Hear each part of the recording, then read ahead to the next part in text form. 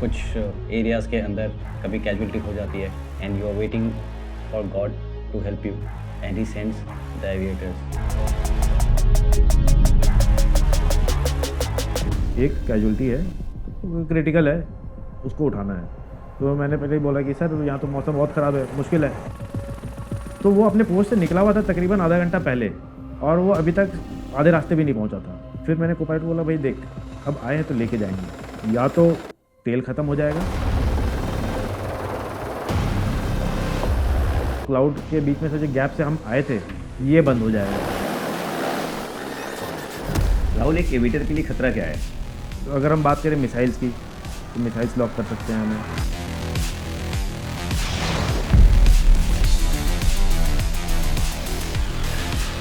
Twenty M जैसे मैंने बताया, समवेयर वैसे गन्स होंगे 22 mm 20 mm जो कि हिट कर सकते हैं अगर चाहे। पहाड़ों में हमें जाना है कोई ऑपरेशन में, तो 1 या 2 मीटर पे फ्लाइंग करेंगे, तो उससे सबसे पहले तो जो ऊपर से विजुअली हम नहीं दिखेंगे। और एक दुश्मन ने, एक मिसाइल ने उसको लॉक कर दिया कि भाई, तो मेरे जहाज़ में वार्निंग ट्रिगर हो जाएगी कि भाई कोई तो है, कहीं से आ रहा है। अब आती है बात पायलट्स की।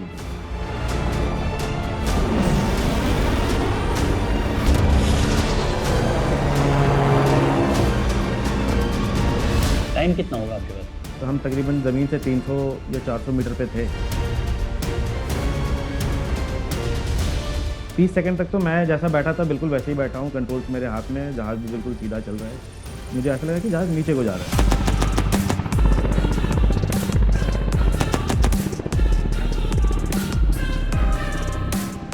आपका लाइफ में सबसे क्रिटिकल ऑपरेशन आपको कब लगा? कुछ फायरिंग चल रही थी, तो आपने उसको जाके, कुछ इंसिडेंट हो गया, आपको लेकर आना है। तो वहाँ जाके हमें बताया गया एक, जब वहाँ पहुँचे तो वहाँ 2 कैजुअल्टी।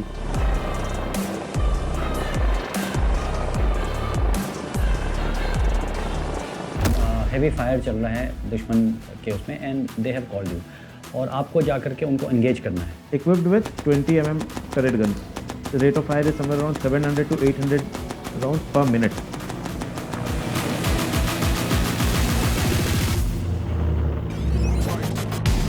एक मिसाइल जहाँ भी पड़ेगा तो आप मान के चलो 50 से 100 मीटर तक तो सब कुछ बर्बाद हो जाएगा।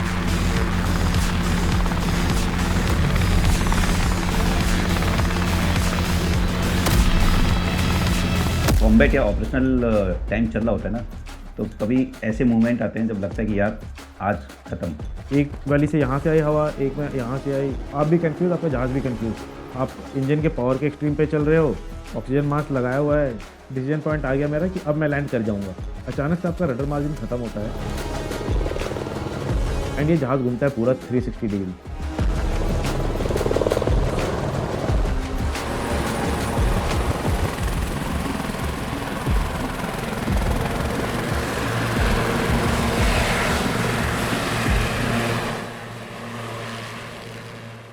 जय हिंद and welcome back to monks and warriors. ये कहानी है एक ऐसे ऑफिसर की जहां आसमान खुद दुश्मन बन जाता है और ज़मीन तक पहुंचना एक जंग हो जाती है। जरा आंखें बंद करिए और सोचिए, नॉर्थ ईस्ट के घने बेरहम जंगल, ऊंचे पहाड़ों के बीच एक तंग घाटी, चारों तरफ बादल और मूसलाधार बारिश और विजिबिलिटी लगभग 0।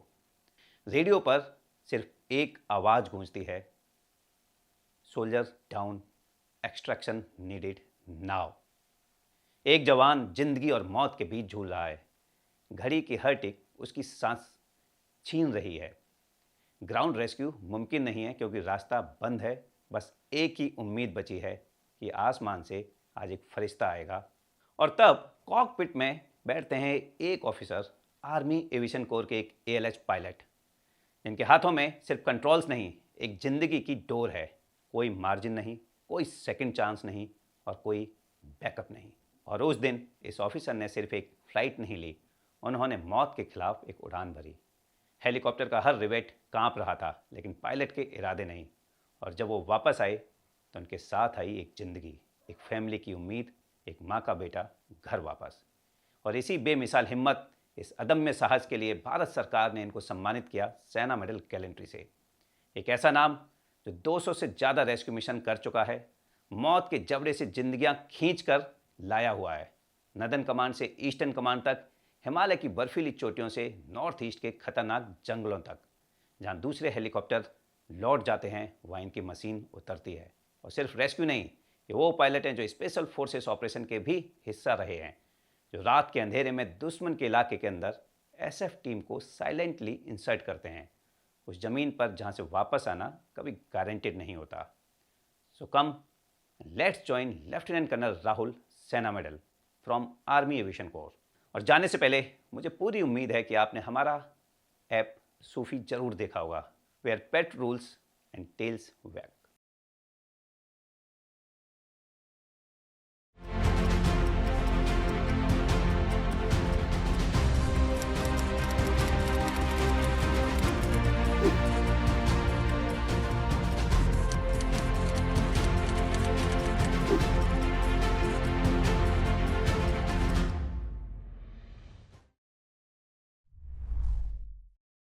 Jai Hind, Rahul, and welcome to our channel. Jain sir, thank you very much for having me sir. In fact आप हमारे पहले एविएटर गेस्ट हैं from the army aviation Yes. Corps, and trust me, अगर मैं अपना एक्सपीरियंस शेयर करूं या सोचूं अभी भी, आई रिमेंबर कहीं डीप इनसाइड कुछ एरियाज़ के अंदर कभी कैजुअलिटी हो जाती है and you are waiting for God to help you, and he sends the aviators. दूर से देखते रहते हैं आसमान की तरफ, फिर थोड़ा सा एक स्पेक दिखता है, इनफैक्ट वो आवाज़ सुन के ही खुशी हो जाती है। हाँ, फिर Yeah. Cut cut cut cut cut cut cut हाँ. कट करके, that sound is music to us. Yes. And the kind of relief that we feel. So सिर्फ मेरे लिए नहीं, हमारे लिए नहीं, इनफैक्ट पूरे आर्मी में आप लोगों ने जो रोल निभाया है in saving lives, as we were just discussing, I think आप 200 से ज़्यादा लाइव्स आप बचा चुके हैं, 200 से ज़्यादा कैजुअलिटी इवैक्यूएशन ऑपरेशंस आपने कर रखा है। तो through you we would like to salute the entire aviation corps. आप लोग बहुत अच्छा काम कर रहे हैं। जब आप इन्फेंट्री में थे तो आप लोगों की भी आवाज़ सुन के लगता था कि हाँ अभी आएंगे। और सिंस मैं जब रहा एविएशन में आने से पहले इन्फेंट्री में, तो हमें इंतज़ार होता था कि जहाज़ कब आएगा। एक उम्मीद रहती थी कि वो आएगा तो अगर हमारा कोई बंदा उसे बचा ले जाएंगे, अगर हम कहीं मुसीबत में फंसे हैं तो ये हमें वहाँ से निकालेंगे, और अगर कल को कहीं ऑपरेशन होगा जहाँ पहुँचना मुश्किल है तो ये हमें वहाँ लेकर भी जाएंगे। Yes. तो इस एम के साथ फिर मैं आगे एविएशन की ट्रेनिंग के लिए गया, एंड फाइनली मैं अभी एविएशन में हूँ। सो राहुल, शुरू करते हैं सबसे पहले तो ना आपकी यूनिफॉर्म के बारे में, बिकॉज जो व्यूअर्स हैं उन्होंने अभी तक कॉम्बैट ड्रेस में देखा होगा या आईटी में देखा होगा, जो ग्रीन ड्रेस भी बोलते हैं सिविल में लोग बाग, जिसमें रिबन्स वगैरह सब लगाते हैं, बट ये वाली ड्रेस शायद उन्होंने अभी तक हमारे चैनल पे नहीं देखी है, एंड बहुत कम लोगों ने एक्चुअल में भी देखा होगा कि क्या है, और ये सारी इतनी सारी जो चीज़ें आपने लगा रखी हैं उनके बारे में आप व्यूअर्स को थोड़ा बताएं। सबसे पहले तो ये ओवरऑल है जो कि आर्मी एविएशन भी पहनती है, हेलीकॉप्टर पायलट्स पहनते हैं। तो कई सारे लोगों को यही नहीं पता होता है कि आर्मी की अपनी एविएशन की फ्लीट है, जिसमें आर्मी के हेलीकॉप्टर्स है और उनके अपने पायलट्स है। तो अगर मैं एक साइड से स्टार्ट करूँगा, ये इंडिया का फ्लैग है, ये सियाचिन कैप्टन का बैज है, जो इससे पहले मैं सियाचिन में पोस्टेड था, तो वहाँ मैं ग्लेशियर पायलट था। मैं एक पैक का हिस्सा हूँ, वुल्फ पैक कहते हैं मुझे। अगर कल को Yeah. हमारी कंपनी का नाम भी ग्रे वॉक है। तो इसका हमारा मोटो ही है, you call the wolf you invite the pack. अगर आप एक को बुलाओ तो सारे जाएंगे, और यही कॉमरेडरी और ब्रदरहुड के साथ हम फ्लाइंग भी करते हैं। और ये हमारी फ़्लाइट होगी, और हम स्क्वाड्रन का हिस्सा है, द इंडोमिटेबल्स। तो इसमें आप देख लो, ये राइनो है जो कि असम की वैलीज़ को दर्शाता है, हिल्स है अरुणाचल के हिल्स दर्शाता है, एंड सिंस ईस्ट है तो it's land of the rising sun. या करेक्ट। एंड मैं हेलीकॉप्टर में एएलएच उड़ाता हूँ, एडवांस लाइट हेलीकॉप्टर्स। सो ये बैच एएलएच के लिए है। वाह। वाओ। सो राहुल, आपसे सुनना चाहेंगे सबसे पहले, आपका जर्नी इनटू फ्लाइंग कैसे हुआ?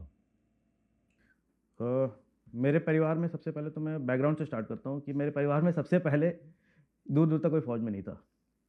तो मैं आया तो मैं बिल्कुल नोवाइस था, मुझे पता नहीं था फ़ौज के बारे में क्या है। मुझे तो ये लगता था बंदूक मिलेगी, गोली चलाएंगे। आप हम दोनों जैसे ही हैं क्या? सेम। मैंने रैम्बो वैम्बो देख रखी थी कि हाँ गोलियाँ चलाएंगे, सबको मारेंगे। बट फिर मैं ट्रेनिंग में गया।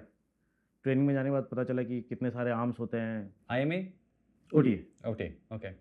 एंड लकीली मेरे बैच में ऐसा पहली बार हुआ कि आर्मी एविएशन के लिए सीट्स आई परमानेंट। पहले लोग वॉलंटियर करके जाते थे अपने अपने यूनिट से, इन्फेंट्री जी, से, जी, आर्टिलरी से correct. जाते थे। मतलब आप पहले कमीशन हो जाएं अपने अपने आर्म्स या सर्विसेज में, और वहाँ से फिर आप वॉलंटियर करके एविएशन में जाते थे। पहले वैसा होता था बिल्कुल। और आपके टाइम पे पहली बार एकेडमी से ही बिल्कुल।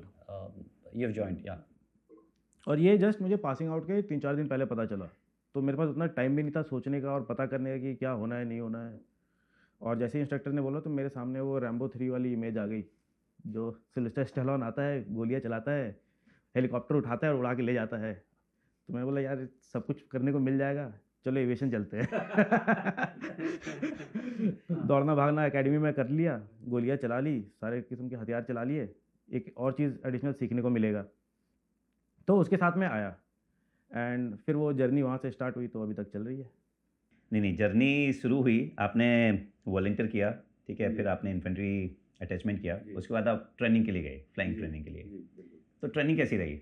मतलब ट्रेनिंग वैसी ही थी जो आपने सोचा रैम्बो 3 देखकर, या मतलब कुछ बदलाव था ट्रेनिंग में? आर्मी एविएशन में आर्मी भी है। तो इसमें आपको फ्लाइंग तो करनी ही है, बट जो फौज की जो बेसिक सारी तरतीबें हैं वो भी फॉलो करना है। आपको पीटी भी करनी है, दौड़ना भी है, सारे ड्रिल्स जो है वो करने हैं, पढ़ाई भी करनी है और फ्लाइंग भी करनी है। एंड जो ट्रेनिंग होती है, तो ट्रेनिंग में आर्मी भी होती है, एयरफोर्स भी इन्वॉल्व होती है। तो कुछ लोग एयरफोर्स के अंडर ट्रेनिंग करते हैं, कुछ आर्मी के अंडर ट्रेनिंग करते हैं, बट फाइनली फिर सब पासिंग आउट के लिए जो फाइनल टेस्ट होता है वो आर्मी के अंडर ही कंडक्ट होता है। और ट्रेनिंग जो होती है तो उसमें तेल निकाला जाता है हर तरीके से। आपको पढ़ाई में बिल्कुल भी कोई भी लीवर दिया नहीं जाएगा, failure is not an option, तो you have to pass. Flying it is not just कि आप उड़ा रहे हो, आपके साथ आपके जो बगल में बैठा है उसकी जान है, आपके पीछे जो बैठे हैं उनकी जान है, आपके घर पे परिवार वेट कर रहा है, तो it's a high risk job. वो शुरू में तो हमें लगा नहीं, हमें लगा कि पहले जहाज़ तो उड़ाना सीख ले। आई स्टिल रिमेंबर जब पहले दिन हम पहुँचे और एक इंस्ट्रक्टर हमें लेके गया कि चलो भाई तुम्हें दिखाते हैं जहाज़ उड़ता कैसे। तो मैंने ग्राउंड की सारी तैयारी कर ली, पढ़ाई सारे कर लिए, चेक्स एंड प्रोसीजर सारे होते हैं वो रट लिए सारे, और उन्होंने मुझे बैठा लिया को पायलट सीट में और हम गए सॉर्टी के लिए। सॉर्टी के बीच में अचानक हम तकरीबन ज़मीन से 300 या 400 मीटर पे थे।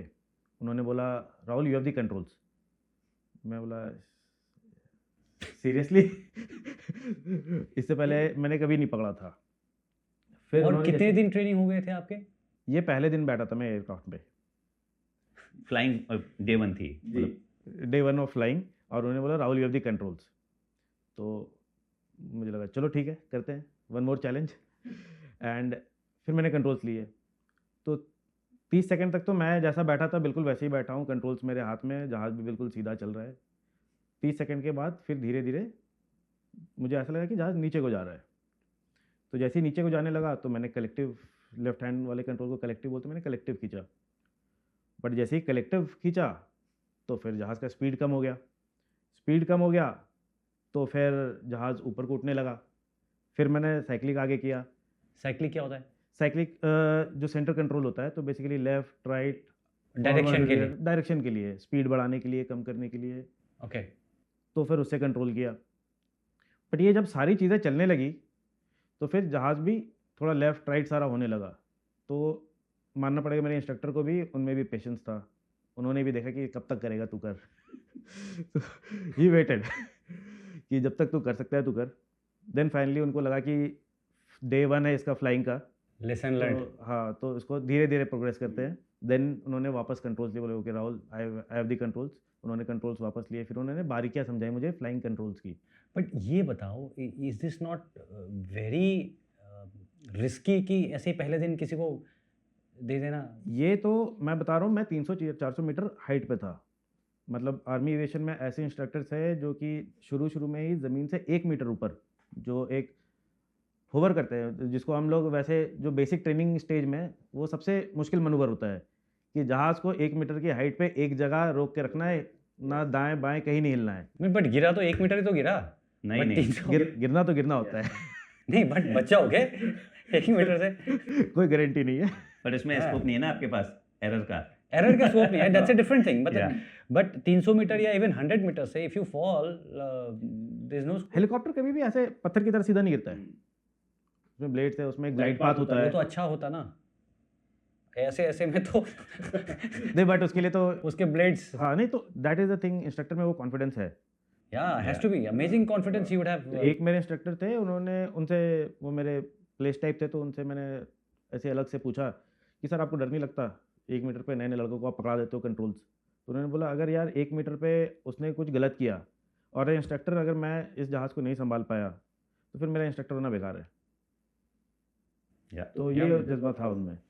आई थिंक ये पूरे कोड का आपका कॉन्फिडेंस है, कैसे कैसे कारनामे करते हैं आर्मी एविएशन जैसे वाले, जब हम पैराबेसिक कराते हैं जी तो डे वन ध्यान है आपको, वो लेके जाता है फील्ड कराने के लिए एंड रैम्प खोलता है, खड़ा कर देता है कि यार रेडी टू जंप, ठीक है, और आपको लगता है कि अरे अभी तो मैंने सीखा ही नहीं है कैसे खुलेगा वो। यहाँ तक तो बेसिक ट्रेनिंग थी कि आपने सारी जो बेसिक वाली फ्लाइंग सीख ली, इसके बाद आपने सारे टेस्ट पास कर लिए। असली लड़ाई शुरू होती है इसके बाद, जब आप अपने अपने यूनिटों में जाते हो। तो बेसिकली ये ट्रेनिंग जैसे ख़त्म होती है आपको यूनिट में मिलती है, किसी को सिंगल इंजन मिलता है, किसी को डबल इंजन मिलता है। तो जस्ट फॉर इन्फॉर्मेशन, जैसे हमारे आर्मी एविएशन के पास अभी के टाइम में चीता, चेतक सिंगल इंजन फ्लीट में, डबल इंजन फ्लीट में एलएच है, WSI है जो वेपन प्लेटफॉर्म है, LCH है। जिनके बारे में हम बात करेंगे इसके आगे जी आराम से। बिल्कुल। Yeah. तो ये अलग अलग प्लेटफॉर्म्स है जहाँ की लोगों को भेजा जाता है। अब जब वो उस यूनिट में जाता है तो उस एयरक्राफ्ट स्पेसिफिक ट्रेनिंग उसकी कराई जाती है। जैसे मैं एलएच में गया तो एलएच के अपने स्पेसिफिकेशन होते हैं, पिक्युलरिटीज़ होती है, जो कि इंडिया में आप देखो सारा कितना विभिन्न प्रकार के टेरेन है। कहीं भी चले जाओ, वेस्ट में चले जाओ डेजर्ट्स है, या ईस्ट में हिल्स है, नॉर्थ में जाओ ग्लेशियर है, और हर जगह की फ्लाइंग अलग है। हर जगह की फ्लाइंग की अपनी खासूसियत है, अपनी पिक्युलरिटीज़ है, टेरेन हर जगह अलग है। कहीं हवा चलती है तो कहीं बारिश होती है, कहीं आप सी लेवल से उड़ाते हो 0 मीटर से, लैंड करते हो 17,000 18,000 फीट। तो हर जगह के अपने चैलेंजेस है। स्पेशल एक्सरसाइजेस होते हैं। जैसे ही हम अपने यूनिटों में जाते हैं तो यूनिट में पहले हमारी एक बेसिक कन्वर्जन ट्रेनिंग होती है। फिर से ये सारी ट्रेनिंग ख़त्म नहीं हुई। मेरे अभी 12-13 साल नौकरी हो गई है एज अ एविएटर, मेरी ट्रेनिंग अभी तक ख़त्म नहीं हुई है। Every day still we train and it is one of the most professional arms, जो कि हर रोज़ वो काम करता है जो कि वो लड़ाई में भी करेगा। मैं लड़ाई में फ्लाइंग करूँगा, मैं रोज़ फ्लाइंग करता हूँ। तो ये हमारे लिए कोई स्पेशलाइज्ड ट्रेनिंग की ज़रूरत नहीं होगी लड़ाई में कि भाई कुछ अलग करके दिखाना, हम यही करेंगे जो हम करते आए हैं। हम जैसे अलग अलग एक्सरसाइजेस होते हैं जिसकी मैं बात कर रहा था। अपने सबने स्लिदरिंग तो आजकल सबने देखा होगा, तो स्लिदरिंग ऑपरेशंस होते हैं, लो ओवर जंप्स होते हैं। खास करके स्पेशल फोर्सेस के साथ हमारा काफ़ी रोल होता है, तो उनको हम पैरा जंप्स कराते हैं। या दूर दराज के इलाकों में जहाँ कहीं ऑपरेशन वगैरह होता है तो हम इंडक्शंस कराते हैं। तो ये इन सब की ट्रेनिंग होती है। ऐसा नहीं है कि हम पहुँचे और बोले कि ये लो भाई तुम्हारा जहाज़ और जाओ। उसके लिए पहले हमारे क्लियरेंसेस होते हैं, फिर हमें एक इंस्ट्रक्टर हमें सर्टिफाई करते हैं कि भाई हाँ ये फिट है, अब ये जा सकता है एज अ कैप्टन। तो जिस दिन वो लग जाता है उसके बाद फिर हमें एज अ कैप्टन लॉन्च किया जाता है कि भाई जाओ, तुम्हारे साथ एक ये को पायलट रहेगा, तुम्हारा ये मिशन है, ये प्लान करो, अपना तुम्हारे मिशन की ब्रीफिंग करो, सारी प्लानिंग तुम्हारी फुल प्रूफ होगी तो फिर तुम मिशन के लिए जाओगे। एंड जब ये सारा हो जाता है then we slowly we graduate, और फिर हम धीरे धीरे करके सारा एक्सपर्ट हो जाते हैं इसमें। आगे ऑपरेशंस शुरू करने से पहले सबसे पहले एक बार आर्मी एविएशन के बारे में थोड़ा सा और डिस्कस करते हैं कि आर्मी एविएशन आज की डेट में जो इंडियन आर्मी का हिस्सा है, एंड जितना हमारी नॉलेज है कि काफ़ी ग्रो कर रही है, कुछ रिक्वायरमेंट बढ़ती जा रही है, एंड बहुत रिक्वायर्ड है कि हमारे पास भी मोबिलिटी एंड फायर पावर उतनी ही हो। तो हमारी आर्मी एविएशन के पास आज कौन कौन से प्लेटफॉर्म्स हैं, क्या क्या प्लान है, एंड कितनी कैपेबल हैं हम? ये आर्मी एविएशन को पहले एयर ओपी कहा जाता था, या Yeah. Air observation post. Air observation post. तो दैट टाइम ओनली चेतक चीता फ्लीट वाज देयर। जी धीरे धीरे विद टाइम एंड टेक्नोलॉजी सारा जैसे इवॉल्व होने लगा, देन उसके बाद इंडक्शन हुआ एलएच का, advance light helicopters. The first version came as mark 1, जिसमें कि सारे एनालॉग गेजेस, उसमें आप बैठोगे, जैसे मैंने मार्क 1 भी फ्लाई किया, तो उसमें आप बैठोगे तो आपको पहले 3 दिन तो लगते हैं कि मुझे देखना कहाँ है, उसमें कम से कम 40-50 डायल्स लगे हुए हैं, तो मुझे समझ में नहीं आया देखना कहाँ है ना। एंड इसमें 2 इंजन थे, तो दोनों इंजन के अलग अलग पैरामीटर्स, फ्लाइंग के पैरामीटर्स, ये सारा आपको देखना है, कंट्रोल्स भी दो करने हैं। इंजन के अलग अलग पैरामीटर्स, बिल्कुल 2 इंजन है, एक तो का दो टेम्पर- अलग अलग चलते हैं। दोनों अलग चलते चलते हैं, तो एक ही but साथ होंगे। चलते एक साथ है। वो उनका जो पावर आउटपुट है वो सिंगल है, वो सिंगल फिर मेन रोटर को दे रहा है पावर आउटपुट आपके, ओके, या बट मॉनिटर तो आपको सब करना है। या तो स्टार्ट वहाँ से होता है कि मार्क 1 पे आया मैं, फिर इसका एक वर्जन है मार्क 2। तो जैसे जैसे अगेन टेक्नोलॉजी जैसे आगे बढ़ी, तो 2 स्क्रीन्स लगाए गए उसमें डिजिटल डिस्प्ले के साथ, तो स्क्रीन भी थे, गेज भी थे। ना उसका और एक इम्प्रूव्ड वर्जन आया मार्क 3, जिसमें there were only 4 displays, no analog displays, वो सारे आउट कर दिए गए एंड सिर्फ 4 स्क्रीन थे। तो जो भी आपके इन्फॉर्मेशन इन 4 स्क्रीन पे आ जाते, तो आपको वो स्क्रीन है उनसे वो इन्फॉर्मेशन लेना है एंड आपको फ्लाइंग करनी है। तो this is ALH Dhruv mark 1, 2 and 3 की कहानी। फिर धीरे धीरे आया कि जैसा आपने बताया कि वेपनाइज प्लेटफॉर्म की रिक्वायरमेंट हमें लगी, तो ALH मार्क 4 का इजाद हुआ, जिसको कि रुद्रा बोला गया। या ALH WSI, weapon system integrated. Integrate तो इसमें टरेट गन, मिसाइल्स वगैरह के साथ इसको इंटीग्रेट किया गया। On कितने the मिसाइल्स ALH होते हैं, unless it is confidential? Sir वैसे तो ओपन सोर्स में अवेलेबल है, I think I should not comment on this. तो that is a armed version. Again उसे एक स्टेप और आगे जाए तो ये ALH फ्लीट जो ध्रुव फ्लीट थी, तो उसको एक रुद्रा वर्जन आ गया। नाउ एक और वर्जन आया उसके बाद, प्रचंड कहते हैं जिसे, जो LCH कहते हैं, light combat helicopters. They have been inducted in army. So they are not Dhruv, वो ध्रुव नहीं है, वो अलग है। वो अलग है, वो अलग है, वो प्रॉपर आपको देख के ही वो फील आएगी कि ये अपाचे टाइप। अपाचे टाइप, बिल्कुल। ब्लैक कलर में आगे पीछे उस तरह से बैठे हुए हैं शायद, हाँ बिल्कुल, वो हल्का नीचे एक हल्का पीछे ऊपर की तरफ। तो टैंडम सीटिंग होती है, एक आगे बैठता है, को पायलट पीछे बैठता है। एंड ये ALH और LCH दोनों इंडिया, मेड इन इंडिया है। बिल्कुल, ये HL में बने हैं एंड मेड इन इंडिया है। एंड वैसे तो देखने में लगता है कि आसान होगा, कि एटलीस्ट जैसे बाकी फिल्म में क्या, चेतक, चीता एंड ALH में पायलट को पायलट अगल बगल बैठे हैं, वो बातें कर रहे हैं, कुछ इशू है डिस्कस कर रहे हैं कि भाई कुछ इमरजेंसी हो गई, ये करना है, वैसे करना है। LCH इज चैलेंज, आप आगे बैठो, एक पीछे बैठा है, इतनी सी कॉकपिट है, या आप हिल भी नहीं सकते हो, वो फिक्स हो रखे हो, इतना कंट्रोल है, ये कॉकपिट है। एक बार टेक ऑफ किया आपने तो फिर 3-3.5 घंटे तक आपने वैसे ही बैठना है, तो एक आगे एक पीछे रहेगा। एंड तो क्या खासियत क्या है LCH की? LCH can fly at higher altitudes, at higher speeds, okay, with weapons. And मतलब weapon weaponize platform. It's a weaponize platform. And अभी तो रिसेंटली अभी अपाचेज भी इंडक्ट हो रहे हैं, ओके।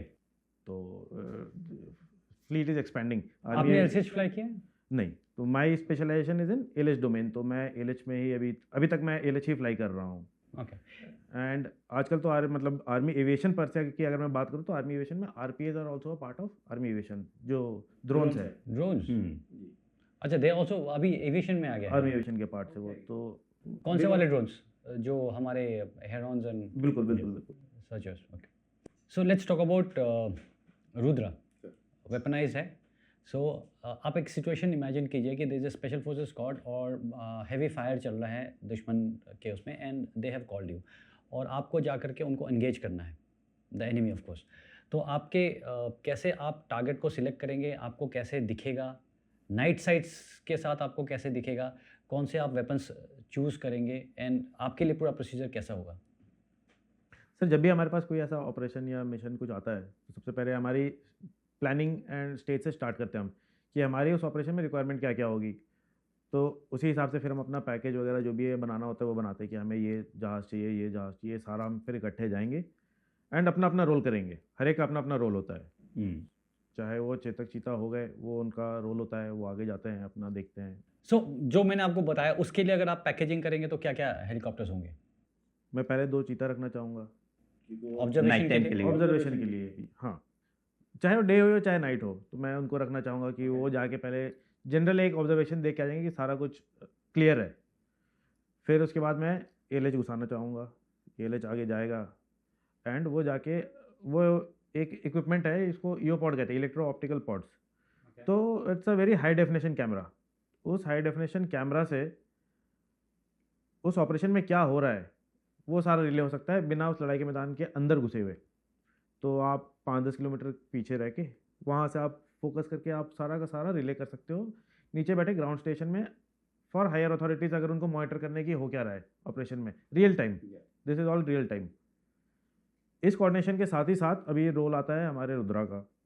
हमने एक बार स्पॉट कर लिया जो भी एक्टिविटी हो रही है, हमने वो रिले कर दिया, पोजीशन भी दे दी। ये फीड आपको भी मिल रहा होगा बिल्कुल, ये हमारे पास जैसे मार्क 3 में जैसे मैंने बताया कि 4 स्क्रीन है, तो उनमें से एक किसी स्क्रीन में हम अपना फीड ले लेंगे, हमें जिस टाइप का डिस्प्ले चाहिए हम वो ले लेंगे, एंड हम उसके साथ कोरिलेट करके जो दूसरे जहाज़ है उनको भी बता देंगे कि सो एंड सो जगह में ऑपरेशन को अंजाम देना है।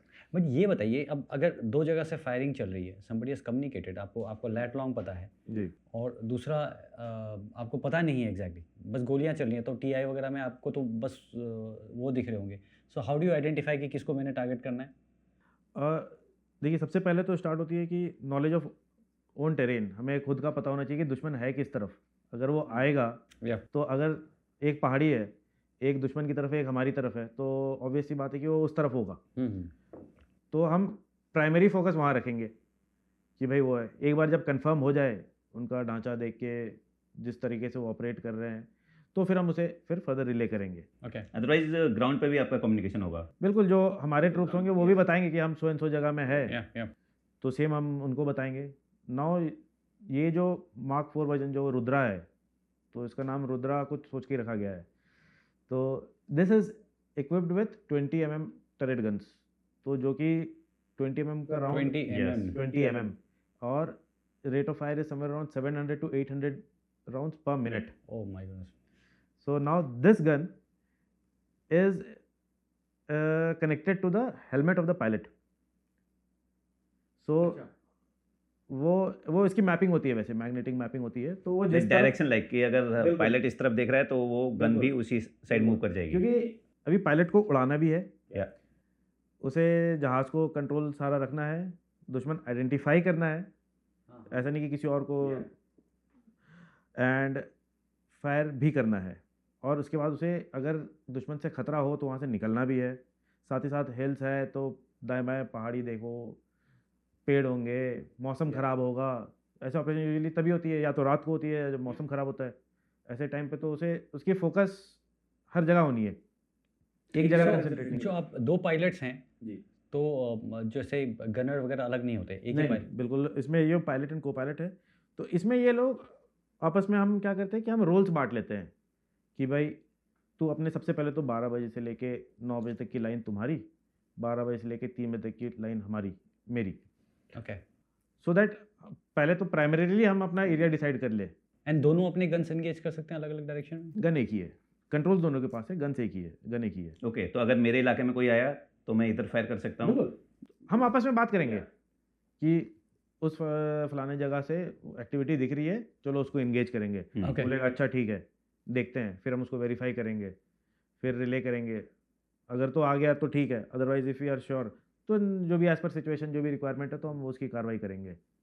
ये हो गया। इसके साथ साथ अभी सिंस ये वेपनाइज प्लेटफॉर्म है तो मिसाइल्स भी है। तो मिसाइल्स 2 टाइप के हमारे पास, एयर टू एयर मिसाइल्स है, एयर टू ग्राउंड मिसाइल्स है। तो चाहे अगर एनिमी थ्रेट हवा में हो तो भी हम इंगेज कर सकते हैं, और अगर ग्राउंड पे है तो very well we can engage. ये मिसाइल का कवरेज क्या होगा, मतलब कितना एरिया को एंगेज कर सकता है? ये एक मिसाइल जहाँ भी पड़ेगा तो आप मान के चलो 50 से 100 मीटर तक तो सब कुछ बर्बाद करेगा, और ये बिल्कुल ही पिन पॉइंट हिट करता है। और एम कैसे करते हैं आप? सेम जैसे एक स्क्रीन है हमारे पास, तो स्क्रीन में हम देखते हैं कि सबसे पहले तो हम देखते हैं टारगेट की तरफ ना, उस टारगेट का जो फीड है वो आएगा इस हमारे स्क्रीन पे आएगा, एंड वो स्क्रीन पे उसके साथ लॉक करके and then we have to fire. How do you lock? ये ज़्यादा टेक्निकल हो जाएगा समझाना। तो बेसिकली हम उस तरफ देख रहे हैं, तो उसमें सिंपल भाषा में समझाऊं तो एक प्लस है, उस प्लस को टारगेट पे मिलाना है एंड फायर करना है। बट ये जितना आसान सुनने में लग रहा है उतना आसान होता नहीं है। नहीं तो आई एम श्योर कोई ऑडियंस में ये ना सोचे अब मैं हेलीकॉप्टर चला सकता हूँ। क्योंकि आपको अगेन जैसे मैंने बताया कि आपको फ्लाई करते हैं ना, ऐसा नहीं कि जब आप ये कार्रवाई कर रहे हो तो आपका जहाज एक जगह खड़ा है, या जहाज उड़ रहा है। आपको देखना है कि आप उसके अंदर भी ना चले जाओ उड़ते उड़ते। जितनी जल्दी हो सके आप आइडेंटिफाई करोगे, आप उसको उतनी दूर से इंगेज करना चाहोगे। आप उसके पास चले गए फिर तो वो तो आपको देख के ऐसे ही गिरा देगा। तो रुद्रा को हम एंटी आर्मर उसमें भी यूज कर सकते हैं, बिल्कुल है ना? बिल्कुल। इट ऑल डिपेंड्स कि आप किस टेरेन में उसको कैसे यूज़ कर रहे हो। अगर आप उसको वेस्टर्न फ्रंट में ले जाएंगे तो एंटी आर्मर्ड रोल में कीजिए। इनफैक्ट कई बहुत सारे बहुत इफेक्टिव वो है। बिल्कुल। एंड ईस्टर्न में आजकल ईस्टर्न पार्ट में भी काफ़ी सारे जगह है जहाँ की आर्मर्ड थ्रेट है, तो वहाँ यूज़ हो सकता है। करेक्ट। इनफैक्ट 20 mm का गन तो आई एम श्योर वो पेड़ वगैरह भी चीर करके, बिल्कुल, उसके सामने जो भी आएगा तो फिर काट देगा वो। सिर्फ धुआं ही बचता है। या आप कवर भी नहीं ले सकते, यूज़ कर सकते। बिल्कुल। राहुल, एक एविटर के लिए खतरा क्या है? दुश्मन का सरफेस टू एयर मिसाइल है या कोई फ्लाइंग ऑब्जेक्ट है जो दुश्मन की तरफ से आ रहा है? क्या ज़्यादा खतरा क्या होता है? और आपके केस में एएलएच के पास ऐसी क्या चीज़ें जो आपको बचा सकती है? एक हेलीकॉप्टर पायलट के लिए तो खतरा, अगर मैं खतरे की बात करें तो फिर जैसे ही हमने ज़मीन छोड़ा खतरा हमारा स्टार्ट हो जाता है। जैसे ही हमने टेक ऑफ किया कुछ भी हो सकता है उसके बाद। बट खास करके अगर जैसे ये ऑपरेशंस वगैरह की मैं बात करूं तो आजकल टेक्नोलॉजी के साथ इतने सारे एंटी एयरक्राफ्ट रोल्स में इक्विपमेंट्स आ गए हैं। तो अगर हम बात करें मिसाइल्स की तो मिसाइल्स लॉक कर सकते हैं हमें। मैन पैड्स है, किसी भी पहाड़ी के ऊपर कोई बंदा एक लेके खड़ा हो जाएगा एंड वो हमें आइडेंटिफाई कर सकता है। एंड इनफैक्ट गन्स है जो ग्राउंड से रह के उनकी रेंज जो काफ़ी अच्छी है। काफ़ी Yes. mm, जैसे 20 mm जैसे मैंने बताया समवेयर, वैसे गन्स होंगे 22 mm 20 mm जो कि हिट कर सकते हैं अगर चाहे तो बट इनसे बचने के हमारे पास तरीके हैं। तो जैसे पार्ट ऑफ ट्रेनिंग की मैं बात करता पहले, तो ये भी पार्ट ऑफ ट्रेनिंग है जिसमें कि हमें सिखाया जाता है नेप ऑफ अर्थ फ्लाइंग। तो हम ज़मीन से 1 या 2 मीटर की हाइट मेंटेन करते हैं और उस पर हम जो जितनी मैक्सिमम स्पीड में हो सकता है हम उसमें उड़ा सकते हैं। तो ये पायलट स्किल है, ये पायलट कोर्सेज में हम पढ़ते थे या कि जहाज को आप कैसे कैसे मतलब फ्लाई करते हैं एविएशन वाले। तो ये तो हो गई स्किल वाली बात। इससे कुछ लोगों को शायद पता नहीं Yeah. होगा, तो आप थोड़ा समझा थोड़ा दीजिए। दोनों वो बता दीजिए आप। स्पेशल ऑपरेशंस के लिए yes. Nap of earth fly करते हैं, क्यों हम्म। फ्लाई करते हैं और इससे कैसे बेनिफिट होता है? खास करके नेप ऑफ अर्थ फ्लाइंग की सबसे ज़्यादा रिक्वायरमेंट पड़ती है पहाड़ों में। पहाड़ों में क्या है आजकल, एक जहाज़ को कैसे आप आइडेंटिफाई करोगे? 3 चीज़ें होती है, या तो आप विजुअली देखोगे, या तो आप आवाज़ सुनोगे, या तो आपके पास रडार वगैरह है तो आप उसमें उसको देखोगे कि हाँ भाई कुछ तो उड़ रहा है। तो हम क्या करते हैं नेप ऑफ अर्थ में, अगर पहाड़ों में हमें जाना है कोई ऑपरेशन में तो 1 या 2 मीटर पे फ्लाइंग करेंगे। तो उससे सबसे पहले तो जो ऊपर से विजुअली हम नहीं दिखेंगे। सेकेंड थिंग एक होता है रडार शैडो। विजुअली दिखेंगे तो कम से कम टाइम के लिए दिखेंगे, बिल्कुल, unless अगर आपके उस ऊपर रेंज जाए। के उस तरफ है कोई तो हमें नहीं देख पाएगा, तो हम नीचे हैं। सेम आवाज़ कहाँ से आ रही है उसे ये तो लग जाएगा कि हाँ आवाज़ कहीं तो है बट कहाँ है नहीं पता। ये मुश्किल हो जाता है। मुश्किल हो जाएगा। Now coming to radars. Radars क्या है कि आपको पेंट तब करेगी जब आप उसके सामने आओगे। तो एक देर एक टर्मिनोलॉजी, इसको रडार शैडो कहते हैं। जी, तो बेसिकली अगर ये पहाड़ है तो मैं इस पहाड़ के पीछे रहूँगा, और अगर रडार यहाँ है तो वो मुझे, अगर मैं नीचे हूँ वेल कवर्ड हूँ तो वो आइडेंटिफाई नहीं कर पाएगा काफ़ी समय तक के लिए। बट अगर मेरी किस्मत बहुत ज़्यादा ही ख़राब है और मुझ पे अगर मिसाइल ने लॉक कर दिया तो मेरे पास जहाज़ में इक्विपमेंट है जो मुझे वार्न कर देगा कि भाई आपके पास, आपके ऊपर एक मिसाइल ने लॉक कर दिया है। ओके। तो अब आप ये आपके हेलीकॉप्टर में रडार होते होंगे जो डिटेक्ट करता है कि जी lock हो बिल्कुल गया है। बिल्कुल। ये क्या इसको- वो फाइटर प्लेन्स की तरह? नहीं, अगर जैसे बेसिकली मैं आपको बेसिक में समझाऊंगा, टेक्नोलॉजी में मैं नहीं जाऊंगा। इन्फेंट्री वाले उसमें हाँ, तो बेसिकली एक जहाज़ उड़ रहा है और एक दुश्मन ने, एक मिसाइल ने उसको लॉक कर दिया कि भाई ये हमारा जहाज़ नहीं है, दुश्मन का जहाज़ है, हम उनके लिए दुश्मन है। तो उन्होंने लॉक कर दिया और उसने कर दिया फायर। तो जैसे ही ये लॉक हुआ तो मेरे जहाज़ में वार्निंग ट्रिगर हो जाएगी कि भाई कोई तो है, कहीं से आ रहा है सबसे पहले। फिर वो धीरे धीरे दिखाएगा कि यहाँ से आ रहा है, सो एंड सो जगह से। अब आती है बात पायलट स्किल की कि आपको कौन सा मनूवर करना है, कैसे करना है और वहाँ से कैसे भागना है। टाइम कितना होगा आपके पास? Missile, I mean assume any distance. At the max 5 से 10 सेकंड। तो जिस बीच में मुझे उससे सब escape कुछ करना है, decide करना मनूवर है। भी करना है, हम्म। वो जो मेरे पास, अच्छा सॉरी, ये तो पार्ट हुई मनूवर की बात। ना मनूवर करके मैं जाऊंगा बट मिसाइल तो आ ही रहा है। तो उससे बचने के लिए हमारे पास है शाफ्ट्स, फ्लेयर एंड शाफ्ट्स। तो आपने देखा भी होगा कई सारे ये जहाज के दोनों तरफ से फ्लेयर्स निकलते हैं ऐसे। वो तो हीट डिटेक्टिंग बिल्कुल बिल्कुल बिल्कुल। तो जैसे ये हीट सीकिंग मिसाइल अगर कोई लॉन्च हुआ तो हमने फ्लेयर्स डिस्पेंस कर देने हैं, वो आएंगे उस पर टकराएंगे, वहाँ उनके साथ इंगेज हो गया, हम जाएंगे डिप मारेंगे, नीचे जाएंगे एंड देन एस्केप करके बाहर आएंगे। तो उसके अलग अलग मैन्यूवर्स होते हैं इनके। जैसे फाइटर्स वगैरह के तो बहुत स्पीड होते हैं हम्म। फॉर मैन्यूवर्स, हेलीकॉप्टर तो कंपैरेटिवली मैं नहीं कह रहा हूँ कि स्लो है आपको शायद बुरा लग जाए, बट कंपैरेटिवली फाइटर्स वगैरह से तो स्लो होता है, तो उसको डिप मारना इज इट? जब आप एक एंड बार स्पेशली आप हेलीकॉप्टर- अगर नैप ऑफ अर्थ या इतना नीचे फ्लाई कर रहे हैं तो कितना स्कोप है आपके पास एक्चुअली? जब आप एक बार हेलीकॉप्टर उड़ाने लग जाते हो ना, तो आपको हेलीकॉप्टर मशीन नहीं लगता है, आपको लगता है कि वो आपके शरीर का पार्ट है। हम्म, ये हमारी बेसिक ट्रेनिंग में सिखाया जाता है कि उसको अपने बॉडी का एक पार्ट समझो, और ट्रस्ट मी कुछ समय के बाद वो बिहेव भी वैसे ही करता है। मैं सोचता हूँ अगर इसको दाहिने मुड़ना है, मेरा हाथ भी वैसे ही जाता है, मेरा पाँव भी उस तरफ से काम करता है, एंड जहाज़ भी वैसे जाता है। ओके। सो दिस मनूवर्स, ऐसा नहीं कि मैं जाऊँगा और एक दिन ऑल ऑफ अ सडन मैं वो मनूवर कर दूंगा, वो मुझे सिखाया जाता है, उसकी मैं ट्रेनिंग करूँगा, और फिर वो जब ज़रूरत पड़ेगी, डी डे कभी आएगा अगर, तो उस दिन वो मैं एग्जीक्यूट करूँगा ऑन ग्राउंड। तो ये सारा एक जो कॉम्बिनेशन है, तो इसी की ट्रेनिंग हम रोज़ करते हैं, जो कि फाइनल अगर कभी किसी दिन ज़रूरत पड़े तो हम करेंगे। एंड चॉपर्स में फाइटर की तरह इजेक्शन नहीं होता है, व्यूअर्स को मतलब पता होना चाहिए कि पायलट चॉपर के साथ ही है। हेलीकॉप्टर फ्लीट की अगर मैं बात करूं, तो जैसे आपको मैंने बताया, अभी पहले बताया था, सिंगल इंजन फ्लीट है, डबल इंजन फ्लीट है। तो जो सिंगल इंजन फ्लीट होती है, तो उनमें हमें बेसिक ट्रेनिंग का जो स्टेज होता है तब से ही सिखाया जाता है मनोवर, कि अगर कभी ऐसा हो गया, कुछ साल पहले हुआ भी था, अभी 2-3 साल पहले की बात है, सिक्किम में हुआ था, सिंगल इंजन फेलियर हुआ था एक, तो पायलट ने बहुत अच्छी सिंगल इंजन फेलियर, एंड एक ही सिंगल इंजन है engine, आपके बिल्कुल। हेलीकॉप्टर में और वो भी फेल हो गया? फेल हो गया, बिल्कुल। वो सिक्किम के आगे पहाड़ियों पे था, वो किसी ऑपरेशन के लिए गया हुआ था, एंड वो इंजन फेल हो गया। इंजन फेल हो गया तो क्या रोटर्स बंद हो जाएंगे एकदम? नहीं, रोटर्स घूम रहा है बट उसको पावर नहीं है, तो अब वो नीचे ही आएगा। नहीं, रोटर्स अगर पावर नहीं है तो घूम कैसे रहा है? आई थॉट पावर से ही घूम रहा होगा। नहीं, तो there is something called free wheel. अगर वो घूमना बंद भी हो जाए, अगर इंजन बंद भी हो जाए, तो वो घूम रहा है ऑटोमेटिक। कैसे? अब जैसे वो क्लच है, हाँ। इंजन है, क्लच है, वो घुमा रहा है इसको, ओके। तो अगर वो इंजन देना बंद कर दे, तो ये जो फ्री व्हील मैकेनिज्म है वो कंटिन्यू करता है फिर भी घूमना, तो एक सर्टेन आरपीएम में वो करता है, ओके। स्लो हो But- जाएगा सर, काफ़ी slow हो स्लो हो जाएगा। बट उसका अगेन कनेक्शन होता है आपके स्पीड के साथ, आपके ऑल्टीट्यूड के साथ। आपने स्पीड कम किया और तुरंत कम होना स्टार्ट हो जाएगा आरपीएम। आरपीएम जैसे ही कम हुआ, फिर आप सीधा गिरोगे। या क्योंकि वो तो ब्लेड के डायरेक्शन और उसी से Yeah. पूरा तो उस समय जब अगर ऐसा होता है, तो पायलट को क्या क्या देखना है? सबसे पहले आइडेंटिफाई करना है कि भाई हाँ इंजन फेल हो गया मेरा। फिर आइडेंटिफाई करना है, मतलब कोई तो बता देगा। पायलट को ही करना है। आपने हेलमेट लगा रखा है, आप उड़ रहे हो, तो अचानक से जो आवाज नहीं, आती है, जैसे गाड़ी में दरवाजा खुला रहता है तो बता देता है। नहीं, तो अचानक से वो आवाज आई, सू, ये होगा और इंजन गया। तो आपने करना है सबसे पहले, अभी आपको देखना है कि अभी मैं कहाँ हूँ, मैं जाऊँगा कहाँ।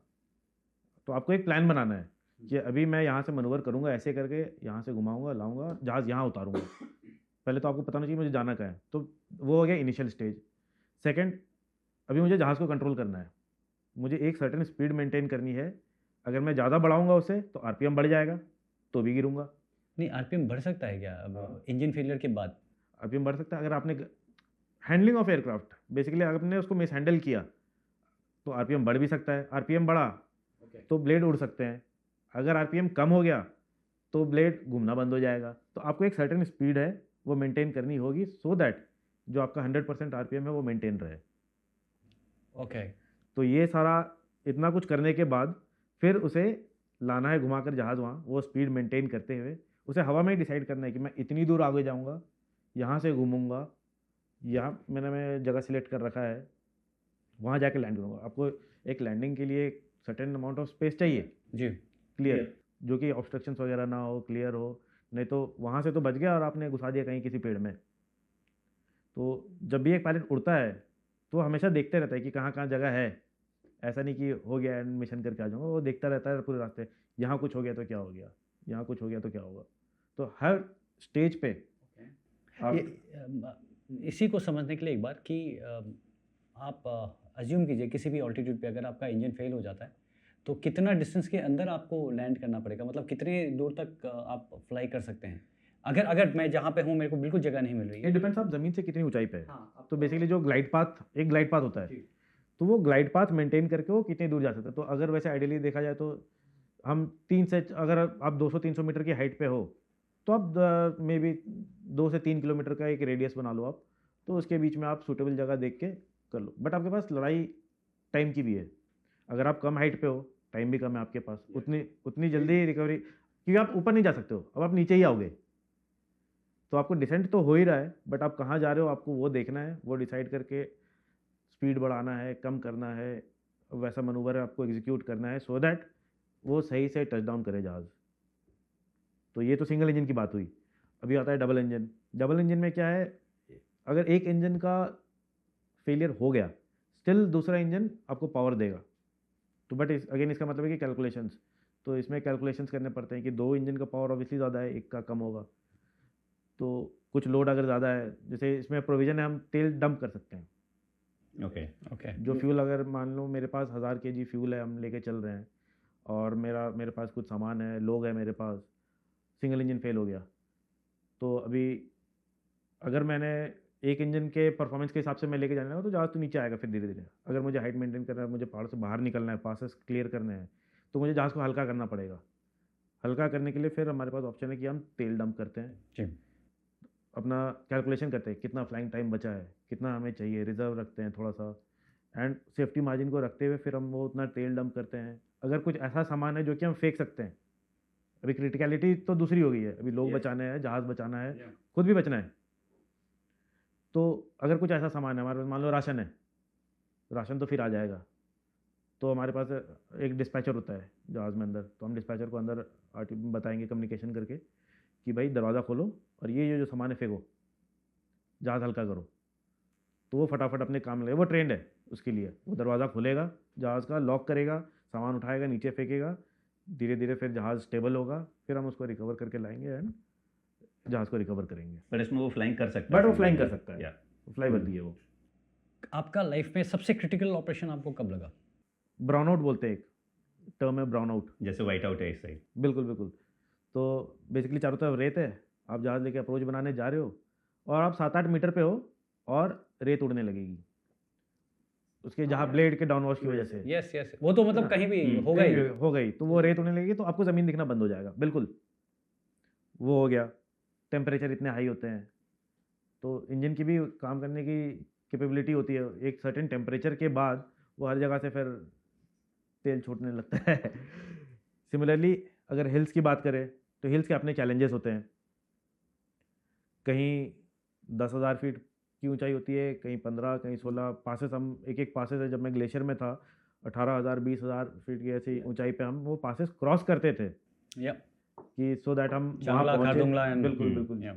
तो उनको पास करके फिर हम जाते थे ग्लेशियर के लिए, वहाँ बेस कैंप जाते थे एंड आगे ऑपरेट करते थे। तो अगेन जैसे मैंने बताया कि अलग अलग चैलेंजेस, कहीं मौसम ख़राब है, जैसे नॉर्थ ईस्ट की बात करूँ तो नॉर्थ ईस्ट का मौसम 5 मिनट में बदलता है। आपने टेक ऑफ किया एंड खुला था, जैसे घूम के देखा तो देख रहा बादल आ गए। तो ऐसे मेरे वैसे तो कई सारे इंसिडेंसेस हैं, बट एक में अगर मैं बताऊं तो उस समय मैं बहुत ज़्यादा जूनियर भी नहीं था, बहुत ज़्यादा सीनियर भी नहीं था, मैं ठीक ठाक नया नया कैप्टन बना था और वहीं मैं लेह में था पोस्टेड। तो एक दिन में आया कि मैं उस दिन कैजवैक पे था। तो कैजवैक में ऐसा होता है कि आप नॉमिनेट कर दिया जाते हो एक दिन पहले कि भाई कल तुम दिन भर रहोगे, okay. You are on stand by. Stand by कभी भी आए, सुबह 4 बजे आए, रात को 8 बजे आए, जाओगे। तो यूजुअली मैं रहता था, मैं क्लियर हो गया था, सारा पूरा इंटायर जो एरिया था मेरा क्लियर था। तो मुझे बोला गया कि भाई तुम ऐसा ऐसा आया है ऑपरेशन, अपना कैजवैक आया है, वहाँ कुछ फायरिंग चल रही थी, मोटर फायरिंग चल रही थी ट्रेनिंग, तो आपने उसको जाके कुछ इंसिडेंट हो गया, आपको लेकर आना है। तो फिर उस समय दिन के 2:30 बजे थे, समर्स के टाइम में, तो हमने तो टेक ऑफ कर लिया। हमने बोला चलो कर लेंगे, मेरे साथ एक को पायलट था। और जैसे हम वहाँ पहुँचे तो वहाँ जाके हमें बताया गया एक, जब वहाँ पहुँचे तो वहाँ 2 कैजुअल्टी। ओके। एंड एएलएच था आपके पास? मैं एलएच लेकर गया था, एलएच लेकर गया था एंड हमने पूरी कैलकुलेशन कर ली। एंड इतना एएलएच तेल- की क्या कैपेसिटी है, कितनी कैजुअलिटी लेके आ सकता है? देखिए एलएच वैसे पर से अगर बताया जाए तो इसकी सीटिंग कैपेसिटी है 16 पायलट को पायलट और पीछे 14 लोग बैठ सकते हैं। 14 लोग। बट अगर हम लाइन कैजुअलिटी की बात करें तो लाइन कैजुअलिटी इसमें 4 आ सकते हैं। एयर एम्बुलेंस रोल होता है जिसमें कि 2 स्ट्रेचर लगते हैं ऊपर नीचे एंड देन उसमें आ सकता है। Okay. But it depends on the criticality, मतलब उसकी स्टेट पे है वो कैजुअलिटी। ऐसा भी कभी कभी होता है कि उसके साथ इतना सारा सामान वामान सारा अटैचमेंट आता है कि जहाज़ में एक ही आ पाता है, वो आएगा, उसके साथ डिफिब्रिलेटर रहता है एंड ऑक्सीजन सिलेंडर्स होते हैं। तो coming back to the incident, जैसे ही मैं वहाँ गया तो वहाँ बोला कि एक तो जिसका मेन हुआ है, एक उसके साथ पीछे खड़ा था, उसे भी चोट लगी है, उसे भी लेकर जाना होगा। मैं बोला चलो ठीक है, 2 हुए। फिर बोला कि नहीं, इनको मेडिकल अटेंडेंट भी चाहिए साथ में, ये पूरा रास्ते मॉनिटर करेंगे कि जब तक पहुंच जाए तब तक ये सही सलामत है, ऑक्सीजन देना एंड ऑल दैट। एंड क्योंकि काफ़ी ऑल्टीट्यूड पे था, वहाँ ऑक्सीजन ऐसी नॉर्मली सांस नहीं आती है, हम बिना मास्क के वहाँ फ्लाइंग नहीं करते हैं, बिना विदाउट ऑक्सीजन मास्क। ओह, तो हम वहाँ स्टार्ट भी जहाज ऑक्सीजन मास्क के साथ ही करते हैं पैंडेमिक फ्लाइट। मतलब ऐसा लगता है कि सिर्फ फाइटर वगैरह में लगता है, हेलीकॉप्टर में भी लगता है। तो 10,000 फीट के ऊपर आप जब भी जाओगे तो आपको मास्क लगाना मास्क, पड़ता yeah. है, तो आपको ऑक्सीजन चाहिए, नहीं तो फिर आपकी बेसिकली फंक्शनिंग हैम्पर होती है। तो फिर जैसे हमने, तो अभी तक पैसेंजर हमारे पास हो गए 4, 2 कैजुअलिटी, 2 ये अटेंडेंट, फिर एक डॉक्टर साहब भी थे। डॉक्टर साहब बोले कि मैं इनको छोड़ूंगा नहीं, मैं भी जाऊंगा साथ में, और प्लस उनका सामान। तो फिर हमने पहले तो थोड़ी देर हमने बोला पहले सांस ले लो, पहले अभी जोड़ते हैं कि ऐसा ना हो कैजुअलिटी लेने आए और खुद बन गए। तो फिर हमने कैलकुलेशन स्टार्ट की बैठ के, मैं और मैंने को पायलट ने, हमने जोड़ा कि लगभग इतना वज़न हो गया है, हमारे पास इतना तेल है, टेम्परेचर अभी इतना हो रखा है, तकरीबन वो 20-22 डिग्री हो रखा था वो वहाँ के लिए, मतलब उस एलिवेशन के लिए तो बहुत ज़्यादा है वो। फिर हमने अचानक फिर यूरेका मोमेंट आया, जब हमने देखा कि इसमें एक प्रोविज़न है एलएच में कि हम जो रोटर एफिशिएंसी है, तो जैसे मैंने अभी थोड़ी देर पहले बताया कि रोटर 100% आरपीएम पे उड़ता है, चलता है, ये इसको हम बढ़ा सकते हैं, तो इससे उसकी लिफ्ट कैपेबिलिटी बढ़ सकती है। तो हमने उस दिन उसको 104 किया। वो आप ज़्यादा देर नहीं कर सकते हो। नहीं क्यों, अगर 100 करते तो टेक ऑफ नहीं होता। बिल्कुल, जैसे मैंने बताया टेम्परेचर था, ऑल्टीट्यूड था, इतना हमने एक्सपेक्ट किया नहीं था कि भाई इतना ज़्यादा हो जाएगा। टेम्परेचर में हवा ज़्यादा लाइट है तो इसीलिए ज़्यादा आपको रोटर इफेक्ट। बिल्कुल, उससे इंजन की एफिशिएंसी, बेसिकली जो एक टर्मिनोलॉजी अगेन आती है थर्मल एफिशिएंसी, वो कम हो जाती है। Okay okay. तो वो आपको पावर कम देता है, वो हो गया। रोटर को फिर अगेन हवा अगर जितनी पतली होती जाएगी तो उसकी एफिशिएंसी अगेन कम होती जाएगी। ज़्यादा तेज करना पड़ेगा। बिल्कुल। तो फिर हमने वो उसको 104 पे किया। फिर हमने 100 से ऊपर भी कर सकते हैं। हाँ, तो ये मैंने 104 पे हमने जैसे ही किया तो हमने बोला भाई मैं उड़ा रहा हूँ, तू बस जितने पैरामीटर से ये देखते रहना स्क्रीन में, और तू जैसे ही होगा अगर तुझे लगेगा कि बढ़ने लगे तो 104 से 100 कर देना। तो हमने ये किया और हमने किसी तरह भगवान का नाम लिया। और कितने देर तक कर सकते हैं 104? ये ज़्यादा से ज़्यादा आप 30 से 40 सेकंड कर सकते हो। वो जैसे कार में नाइट्रो बूस्ट होता है, बिल्कुल, ये नाइट्रो बूस्ट है जहाज़ का। वो भी छोटे टाइम के लिए होता है। हाँ। तो और अगर भूल गए वापस करना तो नहीं, तो सारे वार्निंग जनरेट हो जाएंगे जहाज़ में कि भाई आप इसको वापस कर लो, आपका रोटर आरपीएम बढ़ रहा है, तो उससे जहाज़ पे इफेक्ट पड़ेगा Yes. बेसिकली। ओके। तो बस हमने उनको डाला और हमने भगवान का नाम लिया एंड हमने अपने जितना इतने सालों में मैंने एविएशन में सीखा था वो सारे थीटा लगा दिए कि भाई हवा वहाँ से आ रही है, जहाज़ उठा के पहले उसका जहाज़ के नाक का जो रुख है वो हवा की तरफ करो, सो दैट सामने से हवा आ रही है तो लिफ्ट मिले मुझे। 1-1 किलो हम कम करते हैं, तो ऐसे करके हम लिफ्ट जनरेट करते हैं। एंड फिर वो 104 किया, थोड़ा जैसे टेक ऑफ हो गया फिर मैंने स्पीड बढ़ाई, फिर उसको वापस से 100 पे किया, फिर एक बार हमने रिकवर किया जहाज़ को, फिर जैसे रिकवर हुआ देन फिर हमने अपना कंटिन्यू किया। जब हो गया स्टेबल हमने बोला चलो भाई हो गया। बट ये बताओ, ये बहुत ज़्यादा रिस्क नहीं ले रहे थे आप? रिस्क है but it's a calculated risk. जैसे मैंने बताया, मैंने कैलकुलेट किया, हमने जोड़ा, और हम जोड़ने के बाद फिर हमने देखा कि हम किस किस चीज़ का बेनिफिट ले सकते हैं। हवा है, हम थोड़ा सा रन लेंगे, जैसे हेलीपैड अगर एक जो लंबा है। कुशन होता है प्ले सेफ वाला, वो कुशन तो आपने बिल्कुल खत्म कर दिया एज इट अपीयर्स। नहीं, अभी जैसे मैंने क्या किया, मैंने पहले हेलीपैड में स्पेस था मेरे पास, तो मैं थोड़ा पीछे गया, फिर जहाज़ का नाक मोड़ा हवा की तरफ कि मुझे थोड़ा सा रन मिले, कि जिसमें मेरा स्पीड भी बन जाए, और हवा की तरफ है तो मुझे थोड़ा सा लिफ्ट भी मिलेगा। तो ये सारी चीज़ें मैंने एक्सपीरियंस से सीखी वहाँ उड़ाने के बाद। वाह। फिर आरपीएम बढ़ाया मैंने रोटर का, फिर उसके बाद हमने टेक ऑफ किया, फिर जैसे ही नॉर्मलाइज हुआ तो फिर हमने फिर रोटर आरपीएम नॉर्मल किया। तब तक फिर मैंने स्पीड बिल्डअप कर दिया। मेरे को पायलट यहाँ सारे पैरामीटर जो है वो मॉनिटर कर रहा है, वो मुझे बता रहा है कि सर ये हो गया, ये हो गया, ये ठीक है। फिर जब जैसे ही एक बार सारा रिकवर कर जाते हैं, फिर हमने लंबी सांस ली, बोला रिकवर्ड, बट साथ ही साथ हमारे बैक ऑफ द माइंड ये भी चल रहा है, अगर नहीं हुआ तो क्या, अगर हमने टेक ऑफ किया, जैसे मेरे दिमाग में भी चल रहा है। बिल्कुल, अगर हमने टेक ऑफ किया और जहाज ऊपर जाने की जगह फिर से वापस नीचे जाने को लग गया तो क्या। तो इसीलिए ये हमारी प्लानिंग होती है कि मैंने पीछे किया तो मुझे पता चल जाएगा लिफ्ट मिल रहा है नहीं मिल रहा, नहीं होगा तो मैं वापस यहीं पे फॉरवर्ड स्पीड टच डाउन कर दूंगा। अगर मैं जा रहा हूँ, मैं नीचे लैंडिंग स्पॉट देखते हुए जा रहा हूँ, रोड है, साइड में कोई खुला मैदान है, कुछ भी, अगर कुछ इमरजेंसी हो जाए तो मैं वहाँ जाके रिकवर कर दूंगा जहाज़। एंड एक टाइम तो ऐसे भी हुआ है कि मतलब जैसे मैं एलिज की बात करूँ तो एलिज देखने में बहुत बड़ा जहाज़ है जी। अगर आप देखोगे तो, अगर वो 16 लोग उठा रहा है तो सोचो कितना बड़ा जहाज़ होगा। और ग्लेशियर में हमारी सॉर्टियाँ होती थी तो मतलब एक जब जैसा हम शुरू में बात करें तो एक जहाज़ जब आता है तो एक सैनिक के मन में रहता है कि ना कुछ तो लेके आ रहा होगा, है ना, यस, कुछ तो अच्छा बहुत उम्मीदें होती हैं। बहुत उम्मीद है, कुछ खाना आएगा, कुछ आएगा, सामान आएगा, कुछ तो आएगा, चिट्ठियाँ आएंगी। मेरा रिलीवर आएगा, रिलीवर आएगा। मेरा रिलीवर आएगा। और वहाँ डेली होती है फ्लाइंग, सारे डेली फ्लाइंग करते हैं। तो एक बार वही समर्स का टाइम चल रहा था एंड वो हमारी लास्ट सॉर्टी थी उस दिन की, तकरीबन 11 साढ़े 11 बज रहे थे। 12 बजे के बाद हम फ्लाइंग नहीं करते वहाँ पे। तो 11:30 बजे हमने टेक ऑफ किया, लास्ट एक पोस्ट था। तो हमने जब सारा कैलकुलेशन किया तो हमारा लोड बन रहा था 20 kg। तो हम जहाज़ टेक ऑफ किया, लैंड किया, तो वहाँ एक आया जवान मेरे पास, बोला साहब सामान। तो मैंने दिखाया एक जेरिकन, केरोसिन का एक जेरिकन था 20 kg का। मैंने बोला ये ले जाओ भाई, यही है वो। तो सब बाकी बोला बस इतना ही बन सकता है।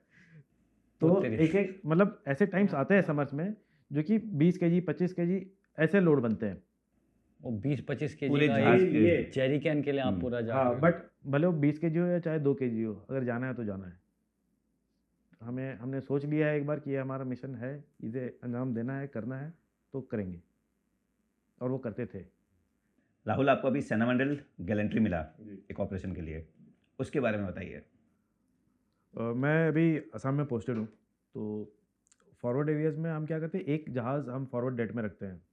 कभी किसी को इमरजेंसी पड़ जाए, कुछ भी हो, तो हमारा आगे आने जाने का जो टाइम है, फॉरवर्ड डेट एज इन किसी और जो जैसे बेस प्लेन्स में है हमारा, बट फॉरवर्ड डेट हो गया हमारे जो पहाड़ों में ऑपरेशनल एरिया जो है आईबी के पास, बेसिकली वहाँ हम कहीं एक डेट रख देते हैं, तो एक जहाज़ रखते हैं वहाँ पे। उससे क्या है, बेसिकली बंदों का मोराल बूस्टेड रहता है। उनको लगता है कि हाँ कोई है, कुछ हो गया तो उम्मीद है ये फटाक से हमें निकाल के ले जाएंगे, रादर देन वेस्टिंग वो जो हम वहाँ से बेस से Flying time आएगा वो आपका। फ्लाइंग टाइम वो बचेगा हमारा। तो मैं वो डेट पे ही था। मैं था, मेरे साथ एक जूनियर पायलट था, फर्स्ट पोस्टिंग आया था वो, हम दोनों खड़े थे और बारिश हो रही थी उस दिन, स्नोफॉल भी हो रहा था सुबह से। तो हम बाहर स्नोफॉल का मजा ले रहे थे सुबह से। तो 2:30-3 बज गए थे। तो हमने सोचा कि भाई अब let's call it a day, अभी तो अब कुछ नहीं आना, फ्लाइंग ऑफ तो होने नहीं है, क्योंकि फ्लाइंग 12 बजे आपने पहले बताया था। जी 12 बजे फ्लाइंग यूजुअली हिल्स में होती नहीं है, बट कैजवैक वगैरह ऐसा कुछ क्रिटिकल रोल आ गया तो फिर डिपेंडिंग अपॉन सिचुएशन हम टेक ऑन करते हैं वो टास्क। तो वहाँ जो एक हमारा बेस है, तो बेसिकली अगर आप एक पहाड़ी ले तो पहाड़ी का एक बेस हो गया और एक टॉप हो गया, और बीच में समवेयर कहीं वो काटा हुआ एक हमारा हेलीपैड था, तो वहाँ हम थे। तो जैसे ही हमने नीचे देखा तो देख रहे नीचे बादल है, ऊपर देख रहे ऊपर भी बादल है, चारों तरफ जहाँ देख रहे तो कहीं स्नोफॉल हो रहा है, कहीं कुछ हो रहा है। तो मौसम बड़ा अच्छा था। तो हमने बोला कि चलो, बट इतनी देर में फिर तकरीबन 2:15 बजे के आसपास फिर मुझे कॉल आया कि भाई एक कैजुअल्टी है, तो क्रिटिकल है, उसको उठाना है।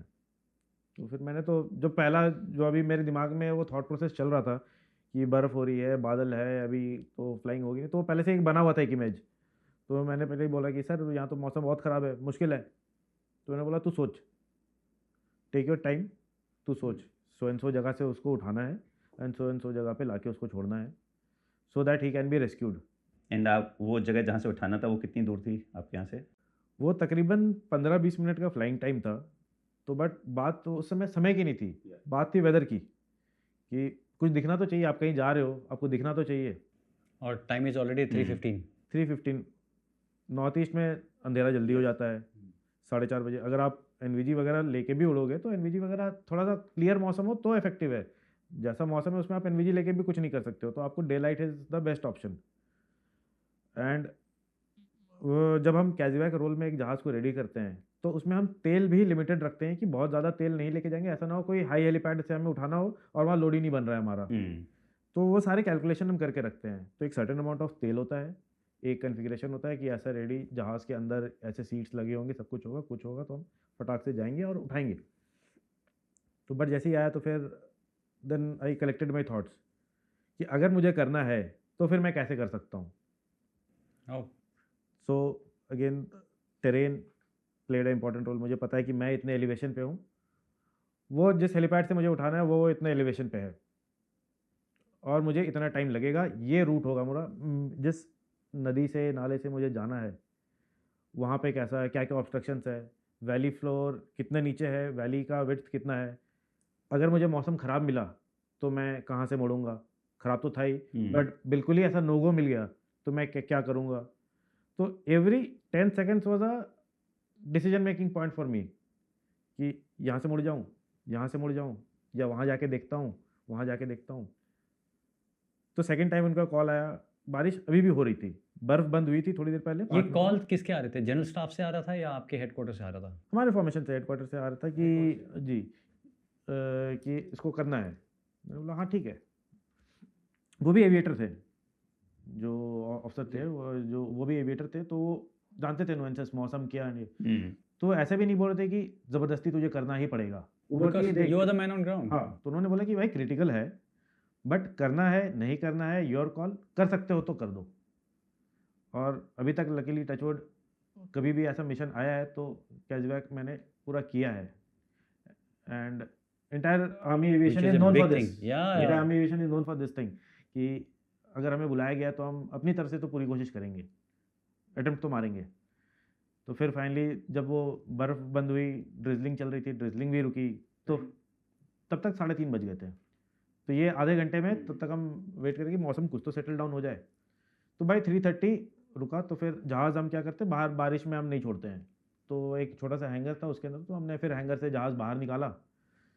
एंड तब तक फिर हम रेडी हो गए थे मेंटली। मैंने अपने को पायलट से पूछा कि हाँ भाई चलें हो जाएगा? तो उसने बोला सर आप क्या बोलते हो? मैं बोला देख यार, ये है मैप, ये है रूट, ऑप्शन 1 यहाँ से, ऑप्शन 2 यहाँ से, ऑप्शन 3 यहाँ से, बट ये बाकी के जो ऑप्शंस है ये हमें यहाँ से बैठ के नहीं पता चलेंगे, उसके लिए हमें एक बार हवा में जाना पड़ेगा। तो ऊपर जाते हैं, वहाँ देखते हैं कैसा है, देन वी डिसाइड अपॉन कि रूट लेना कौन सा है। फिर हमने बोला चलो ठीक है, तो हमने भगवान का नाम लिया, हमने जहाज़ स्टार्ट किया। प्लान हमारे पास रेडी था और तेल का मैंने क्रिटिकलिटी बता दिया था। अब था टाइम फ्रेम। तो इस टाइम फ्रेम के बीच में मुझे ये सारा ऑपरेशन करके, फ्लाइंग करके, उसको ला के वहाँ छोड़कर मुझे वापस भी आना है सनसेट से पहले। इन सारी चीज़ों के साथ फिर मैंने टेक ऑफ किया। पहले तो हमें नीचे दिखे ना, नीचे बादल थे थोड़े से। फिर हमने पहले बोला कि चलो let's concentrate on the route. तो ऑप्शन 1 एक रिज लाइन था, उसके लेफ़्ट से जाना था, हमने बोला वो बंद है, वहाँ से नहीं हो सकता। राइट की तरफ से हमने देखा तो राइट भी थोड़ा सा डाइसी था, हमने बोला चलो थोड़ा सा आगे देखते हैं, इस पॉइंट के बाद अगर हमें डाइसी लगा तो हम यहाँ से मुड़ जाएंगे। हमने बोला ठीक है। फिर जितने हमारे इक्विपमेंट होते हैं जहाज़ में, वेदर रडार होता है, जैसे जो ईओपॉड की मैंने जिक्र की, तो ईओपॉड में हम बादल वगैरह देख सकते हैं, तो हमने वो सारे इक्विपमेंट हमारे ऑन किए।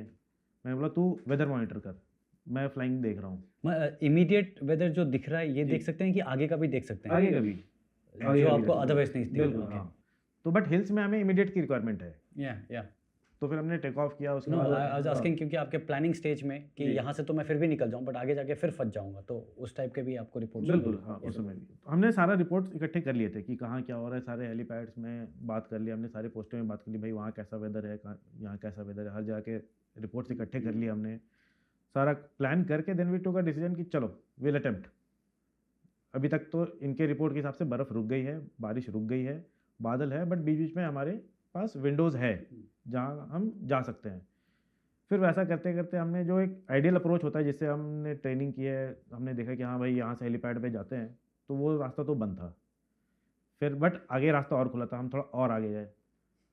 फिर मैंने बोला भाई पीछे भी देखते रहना, ऐसा ना हम आगे आगे तो आ रहे हैं पीछे ना जा पाए। एंड फिर जब फाइनली और आगे गए और थोड़ा सा हमने क्लाइंब किया, तो एक बादलों के बीच में से एक छेद से मुझे वो हेलीपैड दिखा। जहाँ आपको लैंडिंग करनी जहाँ थी। मैं जाना तो वो बिल्कुल वाइट था, बर्फ़ चल रही थी तो बिल्कुल ही वाइट आउट हो रखा था, सारा सफ़ेद। फिर मैंने को पायलट को बोला, भाई मुझे वो लग रहा है, आप भी मुझे कंफर्म करो। बोला हाँ सर वही है। बोला फिर मैंने टाइम देखा, मैंने बोला अभी हो गए 3:45, चलो लेट्स अटेम्प्ट। फिर हम गए वहाँ पे, तो 3:45 हुए, तो 3:50-55 के आसपास हमने लैंड किया, वहाँ पे टचडाउन किया। सेम बर्फ़ थी, इससे पहले कि मतलब वो स्नो किक आउट हो पाता, हमने किसी तरह जल्दी जाके बैठा दिया। फिर उसके बाद हम कैजुअलिटी की वेट करने लगे कि अभी आएगा। बट उस दिन मतलब किस्मत ऐसी थी कि वेदर इतना ख़राब कि वो बाय रोड भी नहीं आ पा रहा। रोड पे भी एक गाड़ी काफ़ी को बर्फ हो गई है। रोड नहीं दिखाई दे रही थी, उसको दिखाई नहीं दे रही थी, फॉग इतनी थी। तो वो अपने पोस्ट से निकला हुआ था तकरीबन आधा घंटा पहले, और वो जो ट्रैवल टाइम था इट वाज 20 मिनट्स, और वो अभी तक आधे रास्ते भी नहीं पहुंचा था। फिर मैंने को पायलट को बोला, भाई देख अब आए हैं तो लेके जाएंगे, बट हमारे पास है विंडो, और हमारे पास डिसाइडिंग फैक्टर है दो, या तो तेल ख़त्म हो जाएगा, या तो ये जो बादल का जो ये जो क्लाउड के बीच में से जो गैप से हम आए थे ये बंद हो जाएगा। तेल खत्म कैसे हो जाएगा?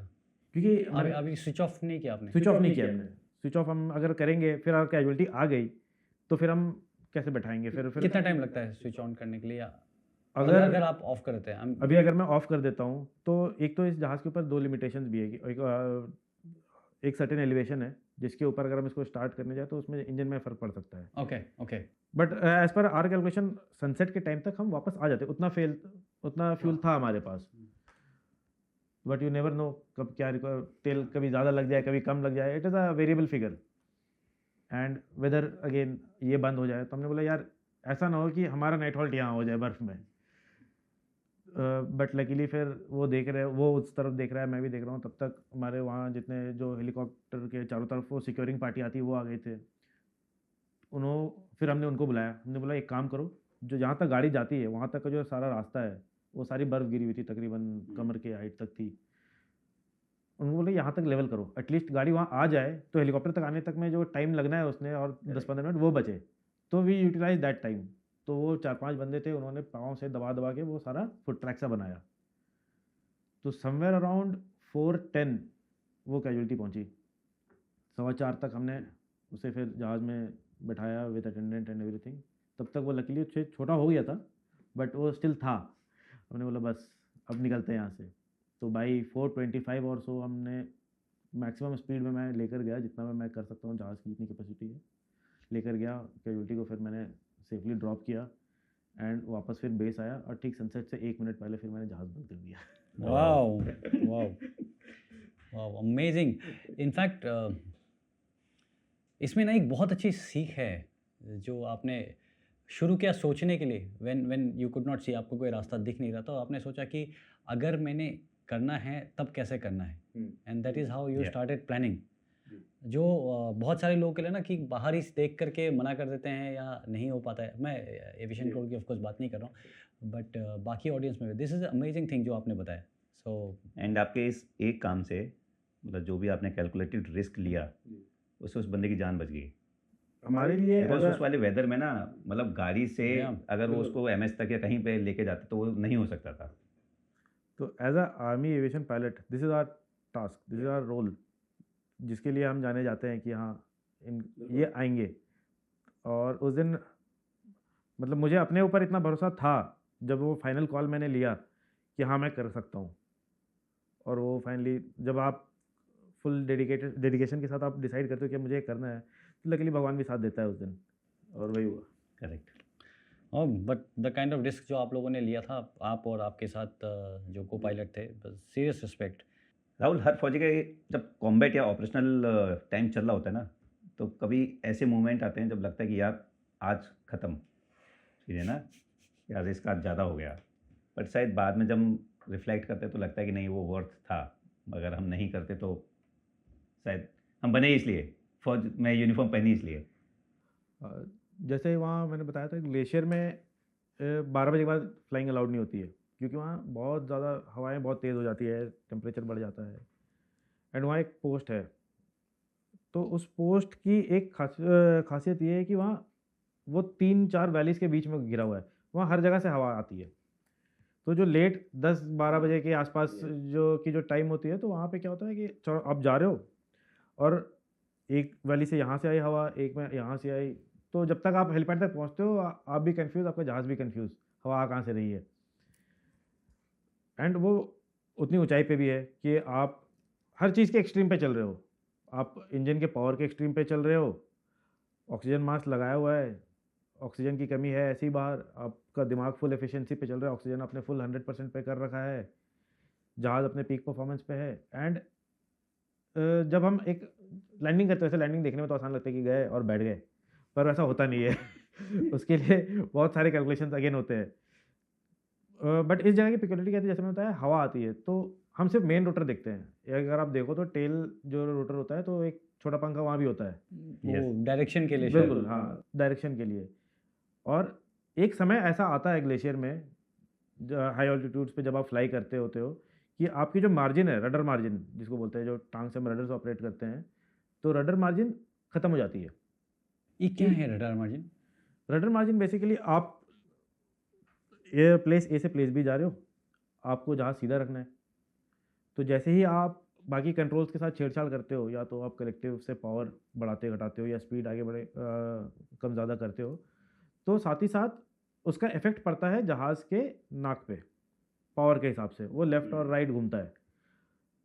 तो आपने बाकी चीज़ें कंट्रोल कर ली, लेफ़्ट और राइट का जो कंट्रोल है वो आप अपने पैरों से कंट्रोल करते हो। ये तो है ये है रडार। रडर्स। ओके। तो इसका बेसिकली सीधा कंट्रोल है जो पीछे छोटा पंखा लगा है उसके ऊपर, आप उससे उसका डायरेक्शन चेंज करते हो, पावर कम या ज़्यादा करते हो। तो एक स्टेज ऑफ फ्लाइट ऐसा आता है हाई ऑल्टीट्यूड्स में जब वो बिल्कुल 100% पे पहुंच जाता है। और मतलब एज पर एसओपी हम करते हैं, एक मार्जिन डिसाइड करते हैं 80% या 90%, इसके आगे नहीं जाएंगे, नहीं तो फिर नहीं होगा। बट वहाँ इंसिडेंसेस ऐसे हुए हैं कि आप गए हो, अब आपने कमिट कर दिया कि डिसीजन पॉइंट आ गया मेरा कि अब मैं लैंड कर जाऊँगा, विंड्स ठीक है, सब कुछ ठीक है, बट बिल्कुल 2 या 3 मीटर की हाइट पे आप कमिटेड हो, अब आपके पास जाने को कहीं लेफ्ट राइट जगह नहीं है, अचानक से आपका रडर मार्जिन ख़त्म होता है एंड ये जहाज़ घूमता है पूरा 360 डिग्री। मेरे जैसे लोगों के लिए थोड़ा सा रडार मार्जिन जो विंड आ रही है उसको बैलेंस करके रखा हुआ है। जी, अब विंड आ रहा है तो इसने रोक करके रखा हुआ है बिल्कुल, रडार। अब वो एक सर्टेन एंगल पे आ गया है। हाँ।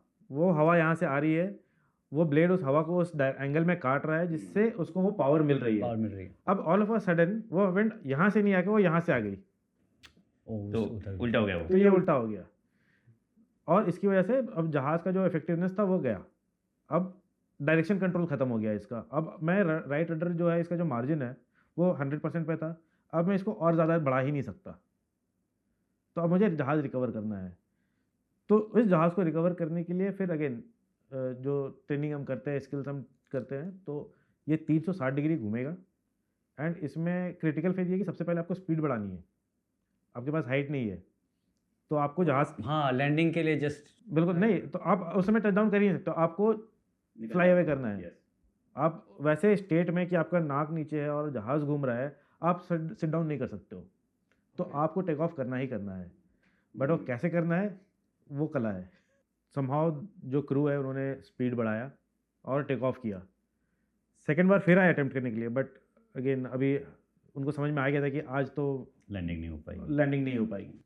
ऐसा नहीं कि ये एक बार हुआ है, ये कभी कभी ऐसा होता है कि हम सुबह जाते हैं अर्ली मॉर्निंग, जैसे लेह की अगर मैं बात करूँ तो वहाँ एक जो पायलट है वो सुबह 3-3:30 बजे उठता है क्योंकि वहाँ सुबह जल्दी हो जाती है जी। तो जैसे ही सुबह बाई 4:30 और 5 तो पहला जहाज़ टेक ऑफ हो जाता है। बट उतनी सुबह जाने के बावजूद कभी टेम्परेचर हाई मिलते हैं, विंड्स होते हैं, तो at times you have to take a call, decisive call, कि क्या मैं लैंड करूँगा, क्या आज हो पाएगा। और ये पॉइंट जो बिल्कुल लास्ट में एक डिसीजन पॉइंट आता है, तब तक हर मोमेंट हर सेकंड हम सोचते रहते हैं अगर गलत हो जाए तो क्या होगा, अगर कोई और इमरजेंसी हो जाए तो हम अभी क्या एक्शन लेंगे, और जो मैं टास्क के लिए जा रहा हूँ क्या इसके लिए मेरा को पायलट, मेरा जहाज़ बिल्कुल तैयार है नहीं है। तो इन सारे फैक्टर्स को मद्देनज़र रखते हुए देन हम ये कॉल लेते हैं कि लैंड करें नहीं करें। ऐसे 1-2 बार हुए हैं कि हमने नहीं भी किया लैंड, कि आज नहीं हो सकता बट हम कल कर देंगे, या मे भी थोड़ी देर होल्ड करते हैं, ठीक हो जाए, मौसम सुधर जाए या कुछ कर सकते हैं तो करेंगे, या तो फिर ऑल्टरनेट हम प्लेस ए नहीं जा सकते हैं बट उसके नज़दीकी प्लेस बी है, हम वहाँ चले जाएंगे, भाई हम वहाँ तक कर देंगे, वहाँ से समहाउ आप मैनेज कीजिए प्लीज़। करेक्ट। जैसे कैजुअलिटीज़ की अगर मैं बात करूँ इवैक्यूएशन वगैरह की, तो एट टाइम्स होता है कि लंबे लंबे लेग्स होते हैं 3-3 घंटे के, कि एक जहाज़ गया 1.5 घंटा फ्लाई किया, फिर उसे 1.5 घंटा वापस आना है। बट जब तक इन 3 घंटों में जहाँ मुझे वापस आना है, तब तक वहाँ का मौसम ख़राब हो गया है, वहाँ बारिश हो गई, कुछ हो गया, अंधेरा हो गया, तो क्या करेंगे? तो ऑल्टरनेटिवली हमें सोच के रखना पड़ता है रूट, कि हमने ये रूट लिया है, इस रास्ते में हमें वापसी में ये मिल सकता है। अगर मेरे पास कैजुअलिटी है तो उसको मेडिकल अटेंशन चाहिए, तो ये हॉस्पिटल मिलेगा, हम उसे वहाँ उतार देते हैं, कुछ तो प्रोवाइड होगा, कुछ तो उसे सहायता मिलेगी। ये सारे प्लानिंग के पार्ट होते हैं हमारी। इनफैक्ट जो आपने बताया ये हमने बड़े क्लोजली देखा है एज पैराट्रूपर्स की हवा ऊपर जब हम पैराशूट से तब तो धीरे धीरे आ रहे होते हैं आ रहे हैं तो ऊपर कहीं और पुश कर रहा होता है, नीचे जैसे आते हैं बिल्कुल हवा कहीं और हो जाता है। एंड हर जैसे जैसे आप फ्लाई करते जाओगे, हर हज़ार फीट पे हवा का डायरेक्शन, हवा का स्पीड चेंज होता रहता है। एंड जैसा आप सुनने में तो लगता है कि हाँ हवा ही है, बट मैंने 80-80 किलोमीटर प्रति घंटे की स्पीड से हवा आते हुए देखी है, मतलब फ्लाई करते समय। तो आप इमेजिन करो कि आप मान लो 120 की स्पीड पे उड़ रहे हो और सामने से 80 kmph की हवा आ रही है, तो बेसिकली आप 40 पे जा रहे हो, या तो आप बिल्कुल धीरे धीरे चल के जा रहे हो। दिल्ली ट्रैफिक जैसे। बिल्कुल। मतलब देखने वालों के तो बहुत इजी है, जैसे आपने रिसेंटली अभी देखा होगा जो पंजाब में फ्लड्स आए थे, जी तो इस फ्लड रिलीफ में एलएच ने बहुत इंपॉर्टेंट रोल प्ले किया था। मेरा ही एक फ्रेंड है, इज़ ऑल्सो पायलट, तो उसका वीडियो भी काफ़ी वायरल हुआ था कि एक छत के ऊपर करेक्ट बिल्कुल बिल्कुल। या तो ही वॉज द पायलट, तो उसने मुझे बताया कि यार मैं पहली बार गया तो वहाँ पे यहाँ से नदी का बिल्कुल उफान पे है, वो बिल्डिंग कभी भी गिर सकती है, और उसके छत पे तकरीबन 8-10 लोग बैठे हैं जिन्हें निकालना है वहाँ से। उसके छत पे मैं लैंड कर नहीं सकता, अगर मैंने लैंड किया तो बिल्डिंग भी जाएगा, मैं भी जाऊँगा, जो लोग हैं वो भी जाएंगे। तो उसने बिल्कुल प्रिसीशन के साथ जहाज़ को रखा उसके ऊपर, मे बी 1/2 मीटर और सो उतनी ऊंचाई उसने बस मेंटेन करके रखी, ताकि लोग जहाज़ के ऊपर किसी तरह चढ़ सके। लो ओवर बिल्कुल लो ओवर पे, low over the building. Over the building, amazing है ना? अमेजिंग। और उसके पास टाइम कम है, क्योंकि ये बिल्डिंग ज़्यादा देर फिर टिका नहीं उसके बाद, तो मे बी उसने 10 या 15 मिनट्स में 2 शटल किए उन्होंने, मतलब 2 जहाज़ थे और उन्होंने 2-2 शटल किए एंड सारे बंदे निकाले, एंड उसके कुछ समय की बात है वो बिल्डिंग गई। तो ऐसे ये तो जस्ट एक एग्जांपल दिया है मैंने, एंड ऐसे जितने भी होते हैं जो HADR मिशंस होते हैं जिसमें फ़ौज पार्ट लेती है गवर्नमेंट की तरफ से, बाढ़ आ गई या कहीं सिक्किम में ये फ्लैश फ्लड्स आए थे, तो यहाँ हमारा एक बहुत इंपॉर्टेंट रोल होता है। तो we selflessly just go and do our duty. हम ये नहीं देखते ये फौजी है ये सिविलियन है, हमें टास्क मिला है लोग बचाने हैं तो हम बचाएंगे, ये क्रिटिकलिटी है, ये चीज़ वहाँ पहुँचनी है तो वो वहाँ पहुँचेगी। अब वो कैसे पहुँचाना है वो मेरा काम है। वो रडर आपको कंट्रोल करने हैं।